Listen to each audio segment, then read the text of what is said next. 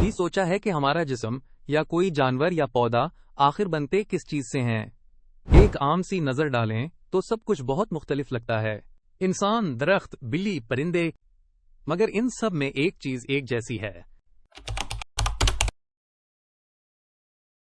ये सब बनते हैं छोटी छोटी यूनिट से जिन्हें हम कहते हैं सेल्स। हाँ, वही सेल जो बायोलॉजी में पढ़ते हैं। अब अगर आप अपने हाथ को देखें या किसी पत्ते को माइक्रोस्कोप से देखें तो वहां आपको हजारों नहीं बल्कि लाखों छोटे छोटे सेल्स नजर आएंगे।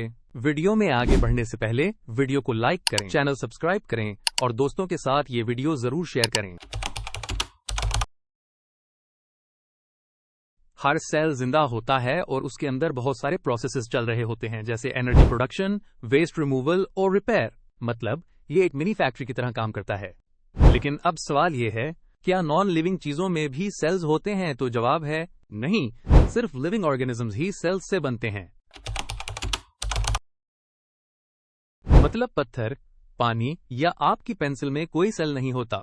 तो ये फर्क हमें बताता है कि जिंदगी का पहला निशान क्या है। एक थोड़ा सा तारीख का फ्लैशबैक करते हैं। 1665 में एक साइंसदान था, रॉबर्ट हुक। इसने जब एक खुश्क लकड़ी यानी कॉर्क का टुकड़ा माइक्रोस्कोप के नीचे देखा तो छोटे छोटे बॉक्सेस जैसे स्ट्रक्चर्स नोटिस किए।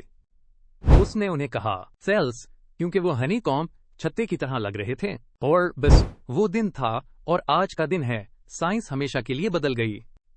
और हाँ, वो स्क्रैम्बल्ड वर्ड जो दिया गया था। उसे तरतीब दें तो बनता है माइक्रोस्कोप। यही इंस्ट्रूमेंट हमें हेल्प करता है इन टाइनी सेल्स को देखने में। तो बात यह है कि चाहे आपका पेट कैट हो, गमले का रोज प्लांट हो या खुद आप, सब कुछ बिल्ट है सेल से। और हर सेल अपने अंदर जिंदगी की पूरी कहानी छुपाए बैठा होता है। कभी माइक्रोस्कोपिक दुनिया की तरफ भी नजर डालना। कमाल की दुनिया है। क्वेश्चन 1, किसने 1665 में माइक्रोस्कोप का इस्तेमाल करते हुए कॉर्क के टुकड़े में सेल्स को सबसे पहले ऑब्जर्व किया? इसका जवाब है रॉबर्ट हुक।